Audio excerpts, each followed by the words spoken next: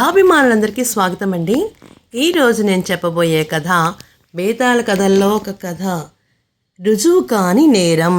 రుజువు కాని నేరం అంట ఏంటో మరి చూద్దామా. అయితే కథలోకి వెళ్దామా. అయితే మరి మనము రచించిన వారు బంధకవి సరోజినీదేవి గారండి. మరి కథలోకి వెళ్దామైతే, చాలా కాలం క్రితం హరిప్రసాద్ అనే ఆయన 3 గ్రామాలకి జమీందారు. 3 గ్రామాలు చూసుకుంటే కష్టం కదా. అలాంటి సమయంలో ఏం చేశారంటే, గిరిధరుడు అనే ఒక మంచి సమర్థుడైన వ్యక్తిని దాని దగ్గర ఉంచుకున్నాడు అనమాట. అతను చాలా మంచివాడు, జమీందారికి విశ్వాసంగా ఉంటాడు, విశ్వాసపాత్రుడు. అతని ప్రతి సలహా కూడా చాలా చక్కగా జమీందారు మాట్లాడకుండా వినేవారు. గ్రామాల్లో ఎవరికి ఏది కావాల్సి వచ్చినా గిరిధరుడికి ఒక నమస్కారం పెట్టి పని చేయించుకునేవారు. పూర్వం ఏం చేసేవారంటే, ఏదైనా పని కావాలనుకో ఆయన నమస్కారం పెట్టేసరికి అతను ప్రతి నమస్కారంగా ఏదో చేసేసేవాడు పనులు. క్రమంగా ఊళ్ళు పెరిగాయి. వాటితో పాటు ప్రతి ఒక్కళ్ళు కూడా నమస్కారం పెట్టి, అయ్యా గిరిధర బాబు గారు కొంచెం మాకు సహాయం చేయండి అని చెప్పేసి వాళ్ళు చాలామందికి ఎన్నో రకాలుగా నమస్కారాలు పెట్టి వాళ్ళందరూ కూడా ఆయన చేత పనులు చేయించుకునేవారు. ఇప్పుడైతే అది ఇంకో రూపంగా చేస్తారు.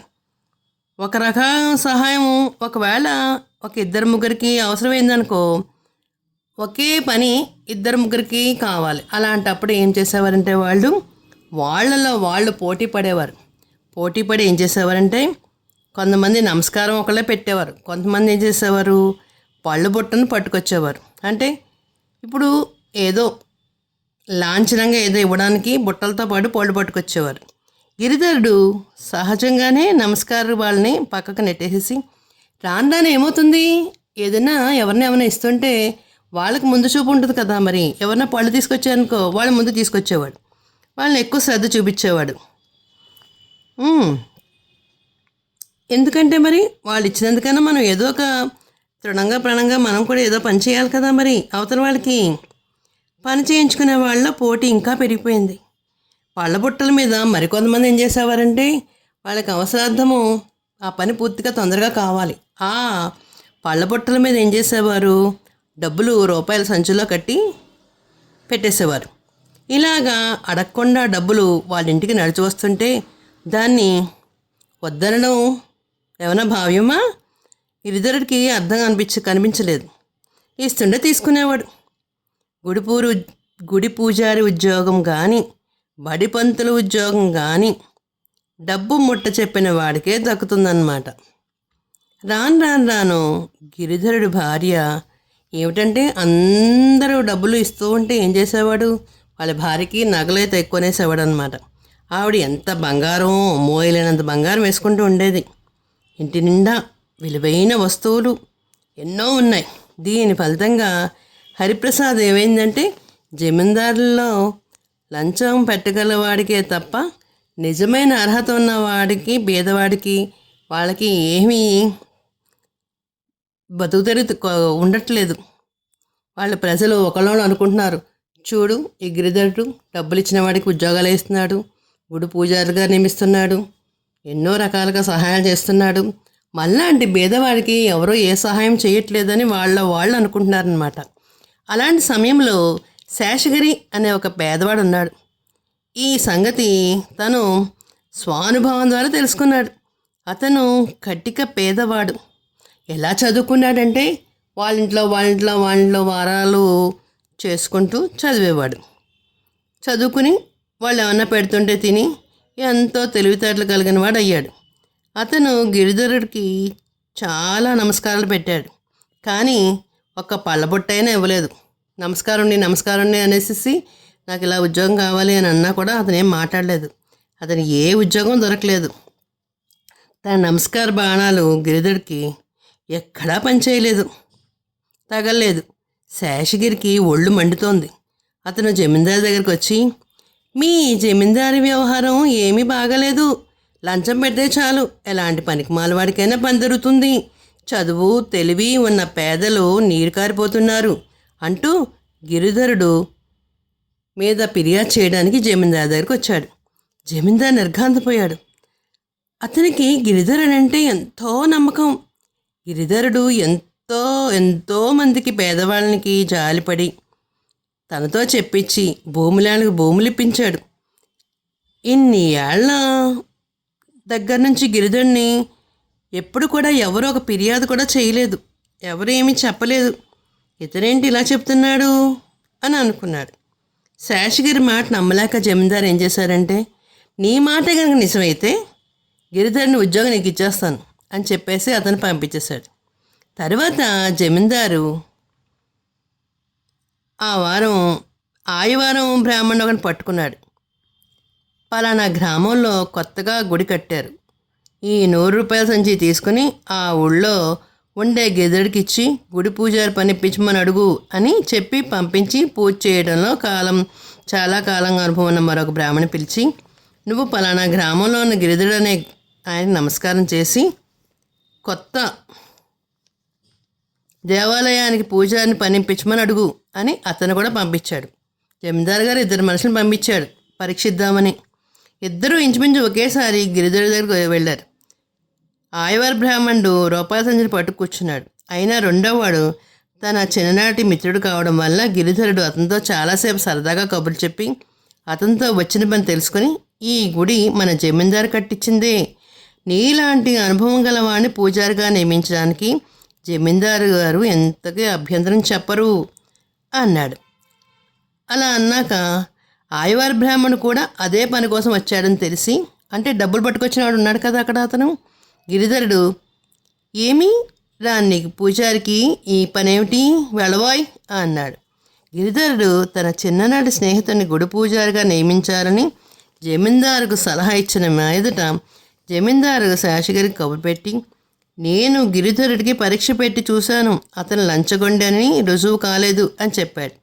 శేషగిరి కొంచెం చిరాకుపడి, అతను లంచగొండ అనడానికి వేరే పరీక్ష కావాలండి, అతని భారీ మెడలో ఉన్నాయి చూడండి, బోల్డ్ అన్ని బంగారు నగలు ఉన్నాయి, ఇంటి నిండా బోల్డ్ మంచి మంచి ఖరీదైన సామాన్లు ఉన్నాయి, అతని ఇల్లు చూడండి ఎంత గొప్పగా ఉందో, మీరిచ్చే జీతం మీద అతను అంత బంగారము అన్ని సామాన్లు కొనలేడని మీకే తెలుస్తుంది అన్నాడు జమీందారుతో.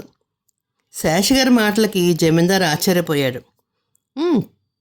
జమీందారు గ్రామాలు తనిఖీ చేస్తారు కదా, 3 గ్రామాలు కదా, మరి అప్పుడప్పుడు కాస్త వెళ్ళి చూడాలి కదా, అలాగా తనిఖీ చేద్దాం అనే నెపంతో ఏం చేశాడంటే, ఎవరికి చెప్పకుండా పెట్టకుండా గిరిధర్ ఇంటికి వెళ్ళాలని నిశ్చయించుకున్నాడు. కానీ అప్పటికే 2 రోజుల ముందుగా గిరిధరుడి భావమది వచ్చి, మా ఊళ్ళో మంచి పొలం అమ్మకానికి ఉంది, కొందామంటే నా దగ్గర డబ్బులు లేవు బావా, నువ్వైనా కొనుక్కో, చాలా మంచి బేరం అన్నాడు. గిరిధరుడు ఇంకా ఆలోచించకుండా తన భార్య నగలన్నీ ఇచ్చేసేసి బహుమతికిచ్చి, ఈ నగలు తాకట్టు పెట్టుకుని పొలం కొనుక్కో, ఆ తర్వాత పొలం మీదే వచ్చే ఆదాయంతోనే మెల్లగా తాకట్టు విడిపించుకోవచ్చులే అన్నాడు. అదే సమయంలో గిరిధరుడు పొరుగింటి పెళ్లి జరిగింది. వాళ్ళ అవసరం కోసం గిరిధరుడు తన ఇంట్లో సామాన్లు దాదాపు అన్నీ అరవిచ్చేశాడు. పట్టుకెళ్ళండి, మీకు ఎన్ని రోజులు కావాలంటే అన్ని రోజులు ఉంచుకుని తర్వాత ఇద్దరుగానిలే అని ఇచ్చేశాడు. అంటే కుర్చీలు బెంచీలు అన్నీ ఇచ్చేశాడు. అలాంటి పరిస్థితుల్లో అకస్మాత్తుగా గిరిధరుడి ఇంటికి జమీందారు వచ్చాడు. జమీందారు వస్తే గిరిధరుడు ఆయన చూసి కంగారు పడుతూ, అయ్యో కూర్చోవడానికి సరైన కుర్చీ కూడా లేదు అని ఒక జంఖానా పరిచి దాని మీద కూర్చోడానికి ఒక 3 కాల పీట, 1 కాల పీట ఉంటే వేశాడు. గిరిధరుడు భార్య ఒక గెండి గ్లాస్ అయినా లేదు అనుకుంటూ బాగా తోమిన కంచు లోటాలో పాలు పోసి పళ్ళల్లో కొన్ని పళ్ళు తెచ్చి జమీందారు గారికి ఇచ్చింది. జమీందారు ఆమెని పరిశీలించి చూశాడు. ఆమె మెడలో పసుపు తాడు తప్ప మరేమీ లేదు, చేతులు కూడా బొసగా ఉన్నాయి, ఇల్లంతా బోరమంటుంది, ఇంట్లో ఒక వస్తువు లేదు, ఏమీ లేదు. నా గురించి ఏమీ హైరాణ పడద్దు, గ్రామంలో పనుండొచ్చాను, పలకరించి వెళ్ళిపోదామని తొంగి చూశాను అన్నాడు జమీందారు గారు. లేచారు. గిరిధర నొచ్చుకుంటూ, పని ఏదన్నా ఉంటే నాకు కబురు చెప్పచ్చు కదా, మీరు రావాల్సిన పనే ఉందండి, నేనే వద్దామనుకుంటున్నాను, ఈ మధ్య కొంత పన్ను వసూలైంది, ఆ డబ్బులు సంచి తెచ్చి మీకు ఇద్దామని చెప్పి తెచ్చానని చెప్పి జమీందారు గారి ముందు పెట్టాడు. గిరిధరుడు పరమ దరిద్ర స్థితిలో ఉన్నట్టు నమ్మకం కలగడం చేత జమీందారు ఏమన్నాడంటే, ప్రస్తుతం ఈ డబ్బుని అవసరానికి ఉంచుకో, లెక్కల తర్వాత చూసుకోవచ్చులే అని డబ్బు సంచిని తీసుకోకుండా తిరిగి వెళ్ళిపోయాడు. ఆ తరువాత ఆయన శాసకుని పిలిచి, నువ్వు చెప్పింది ఒకటి రుజువు అవ్వలేదు. గిరిధరుడి ఇల్లు అయ్యవారిల్లు నట్టిల్లా ఉంది. ఏమీ లేవు వాళ్ళ ఇంట్లో సామాన్లు. అతని భార్య మెడలో పుస్తుల పసుపు తాడు తప్ప మరి ఇంకేమీ లేదు. అతని మీద ఇలాంటి అభండాలతో నాకెందుకు చెప్పావో నాకు తెలీదు. నువ్వు ఇక వెళ్ళొచ్చు అని చెప్పి పంపించేశాడు. జమీందారు అబద్ధం ఆడి ఉండడు, కానీ గిరిధరుడికి అలాంటి పరిస్థితి ఎందుకు ఏర్పడింది అని శేషగారి ఊహకి అనిపించలేదు. అతన్ని దేవుడు కాపాడుతున్నట్టున్నాడు, లేకపోతే అతని లాంటి లంచగొండిని ఎందుకు నిరూపించలేకపోతాను అనుకుని తన దురదృష్టాన్ని తిట్టుకున్నాడు. బేతాళుడు కథ చెప్పి, రాజా, దైవికంగా గిరిధరుడు తన నేరం బయటపడకుండా తప్పించుకున్న మాత్రాన్న అతను శిక్షార్హుడు కాకుండా పోతాడా? అలాంటి వాణ్ణి గుడ్డిగా నమ్మిన జమీందారు అవివేకాడా? ఈ సందేహాలకు సమాధానం తెలిసి చెప్పకపోయావో నీ తల పగిలిపోతుంది అన్నాడు. దానికి విక్రమార్కుడు, ఉద్యోగాలు ఇప్పించడంలో గిరిధరుడు అవలంబించిన పద్ధతి నీతితో ఉన్నదే, కాదనడానికి సందేహం లేదు. అయితే అవినీతి అన్నది రెండు విధాలుగా ఉంటుంది. కొంతమంది వ్యక్తులు స్వార్థం కొద్దీ సంఘనీతిని ధిక్కరించి అవినీతిగా ప్రవర్తిస్తారు. అలాంటి వారికి అవినీతికి శిక్ష సంఘం నుంచే వస్తుంది. కానీ గిరిధరుడు విషయంలో అవినీతి కారణము లేదు, అతని సంఘంలోనే ఉంది. అవినీతి లేదు అతని దగ్గర. జమీందారుల ఉద్యోగాలు కానుకలు పుచ్చుకోవడంలో తప్పులేదు. ఒకప్పుడు ప్రతి ఒక్కళ్ళు కూడా కానుకలుగా ఏదో సమర్పిస్తూ ఉండేవారు, ఉత్తినే వెళ్లకుండాని. కానుకలు పుచ్చుకున్నందుకు ప్రత్యుపకారంగా చేయడమే తప్పనిసరి అవుతుంది. గిరిధరుడు ఎవరికీ ఉద్యోగాలు ఇచ్చినా లంచం ఇవ్వాలని చెప్పి నియమం ఏమీ పెట్టలేదు. అతను స్వార్థపరుడు కాదు. అతని కానుకలు ఇచ్చిన వారు బుద్ధిపూర్వకంగా ఇచ్చారని స్పష్టంగా తెలుస్తుంది.